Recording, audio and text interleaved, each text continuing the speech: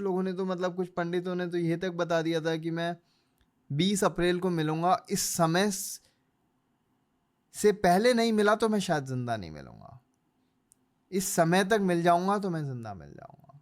So there are lot of these things which I don't understand, but मैं अब उसको deny नहीं करता हूँ, मैं सीधा नकारता नहीं हूँ कि नहीं आप गलत कह रहे हो. जो हुआ है सब कुछ एक्सेप्ट किया है मैंने खुशी से, हैप्पीली, कि जो होगा वो भी अच्छा ही होगा. आई एम हियर फॉर, किसी पर्पस के लिए आया हूँ मैं. वो मुझे नहीं पता किस पर्पस के लिए आया हूँ, क्या है वो, शायद टाइम के साथ मेरे सामने आएगा जो भी पर्पस है मेरा लाइफ का, आने वाली लाइफ का. बट कुछ तो पता है कि ये तो किसी लार्जर पर्पस के लिए मैं आया हूँ, अदरवाइज ये सेकंड चांस नहीं मिलता मुझे. So my relationship with my own fate has change. You know, I thrive in uncertainties now. तो बस यही सब चीज़ें बदली है, और पता नहीं आने वाले टाइम में क्या क्या बदलेगा.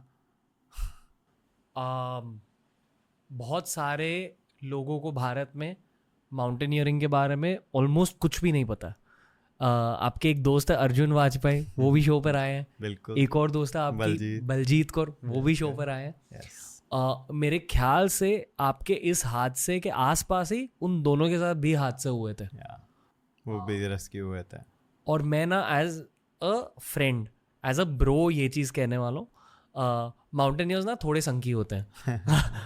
माउंटेनियरिंग बहुत मुश्किल स्पोर्ट है, और वो थोड़ा पागलपन चाहिए रहता है ये स्पोर्ट के लिए. जैसे क्रिकेट में ओपनिंग बैट्समैन, फुटबॉल में गोलकीपर या स्ट्राइकर, थोड़े पागल ही बनते गोलकीपर या स्ट्राइकर या ओपनिंग बैट्समैन या माउंटेनियर्स. सहमत हो आप इस बात से? काइंड ऑफ, हाँ.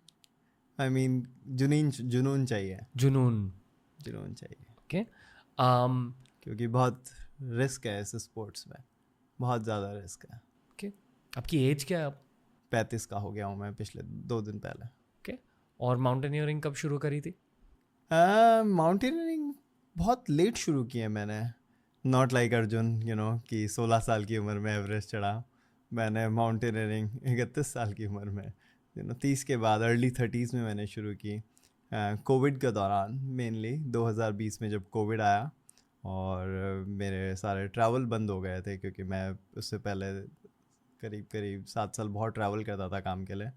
तो वो सब ट्रैवल जब बंद हुआ तब मैंने माउंटेनियरिंग को प्रायोरिटाइज़ किया मेरी लाइफ में, और उसके बाद कभी पीछे मुड़ के नहीं देखा. उसके बाद बस कंटिन्यूसली क्लाइंबिंग ही करने लगा. साल में 2 से 3 पहाड़, एटलीस्ट 2 से 2.5 महीने, 3 महीना आई यूज टू, मतलब पहाड़ों में ही बिताता था. कोशिश करता था कोई ना कोई एक्सपेडिशन कर रहा हूँ, ट्रैक कर रहा हूँ, नहीं तो ट्रेन कर रहा हूँ लेह लद्दाख में या उत्तराखंड में, इस तरीके से. तो बट उससे पहले तो असली माउंटेनियरिंग शुरू तो 2020 में हुई है, जहाँ पे मैंने प्रॉपर कोर्स भी किए, सही से सीखा माउंटेन कैसे क्लाइंब करते हैं. बट उससे पहले मैं करीब 2023 में एक एक्सपेडिशन पे गया था, अंटार्कटिका भी. तो वो एक अंटार्कटिका एक्सपेडिशन पे गया था, वहाँ मुझे क्लियर हो गया था कि मुझे अब पहाड़ चढ़ना है. वो अंटार्कटिका से मैंने ये रियलाइज़ किया था कि मैं पहाड़ों के लिए बना हूँ, मेरे को पहाड़ चढ़ने हैं. तो वो कनेक्शन जो मेरे को पहली बार महसूस हुआ था ना, बहुत स्ट्रॉन्ग पहाड़ों से, वो अंटार्कटिका में हुआ था. और सपना 2011 से है, जब मैं कॉलेज का आखिरी साल था तब मैं माउंटेनियरिंग कोर्स करना चाहता था. बट तब मैं अफोर्ड नहीं कर सकता था, ना मेरी फैमिली अफोर्ड कर सकती थी. तो बेसिकली पिछली एक दशक जो है, एक डिकेड, मैंने अपने आप को फाइनेंशियली रेडी करने के लिए निकाली.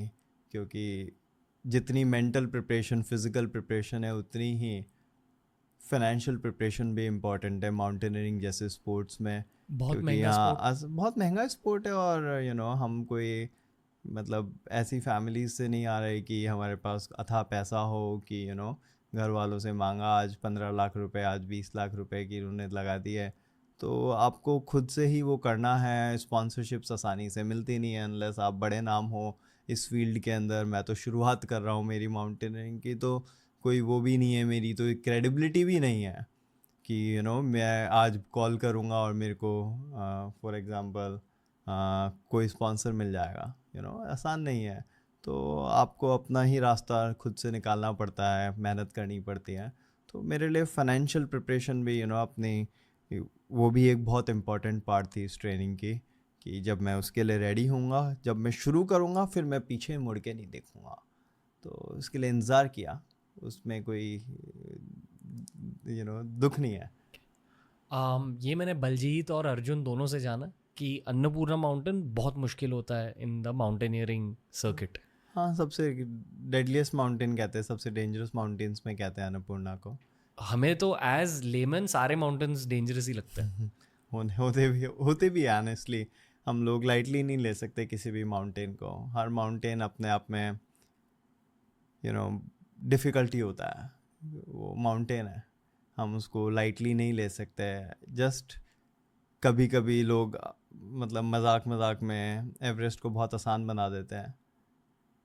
सब कुछ वेदर का खेल है, अगर वेदर बदल गए, अन्नपूर्णा में एवलांचेस है, हर माउंटेन की अपनी जोग्राफी है, अपने वेदर कंडीशंस है, और उन सब पैटर्न्स, वहाँ का जो एनवायरनमेंट है, किस तरीके की वहाँ पे फॉर्मेशंस है, जियोलॉजिकल फॉर्मेशन, ये सब चीज़ें भी डिसाइड करती है कौन सा माउंटेन कितना डिफ़िकल्ट है और नहीं है। मतलब कहीं पे बिल्कुल खड़ी चट्टानें हैं जो आपको चढ़नी है, that makes that mountain very different from any other mountain. मतलब जो इतना हम कह सकते हैं कि जहाँ पे लंबी बर्फ़ की या पत्थर की चट्टानें आपको जहाँ नहीं चढ़नी है, और तो आप उस माउंटेन को आसान कहोगे। बट सेम उसी माउंटेन पे अगर वेदर बहुत गंदा है, टेम्परेचर्स बहुत सर्दी है, बहुत ठंड है, तो वहाँ माउंटेन पे भी सेम डिफ़िकल्टी फील हो सकती है, एक्सपीरियंस कर सकते हो आप।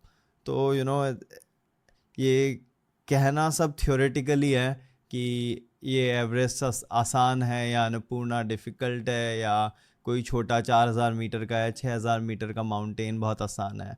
कोई माउंटेन आसान नहीं होता, वो माउंटेन इसीलिए है क्योंकि वो हार्ड है।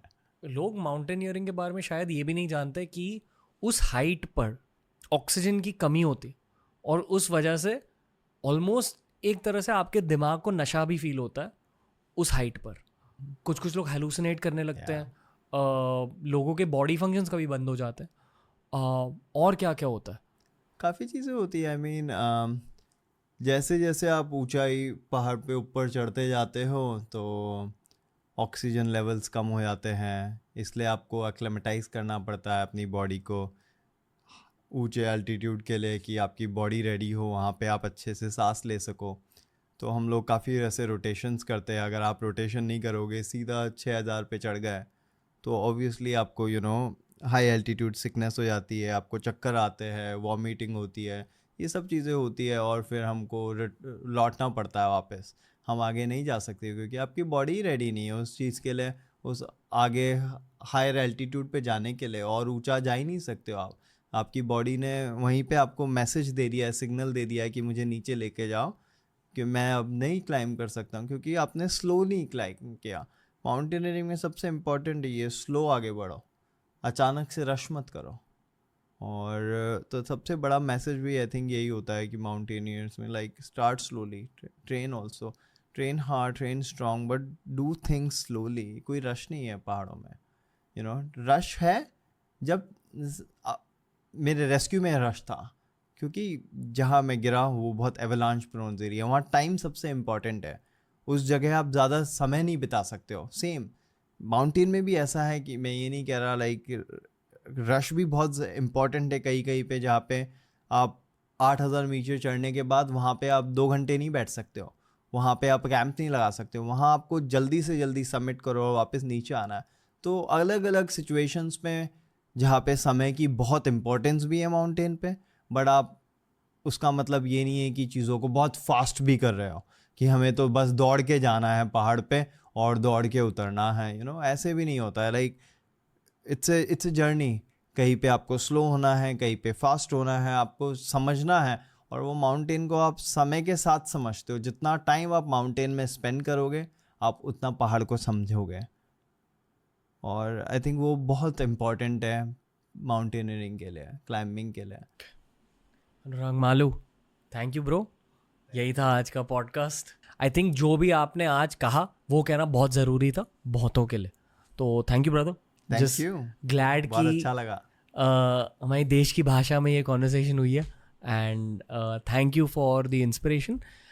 Really looking forward to see कि आपके ये सेकेंड बर्थ में क्या क्या चमत्कार होता है, because you being here is one of the biggest चमत्कार्स, so there is a lot more to come according to me. All the best brother.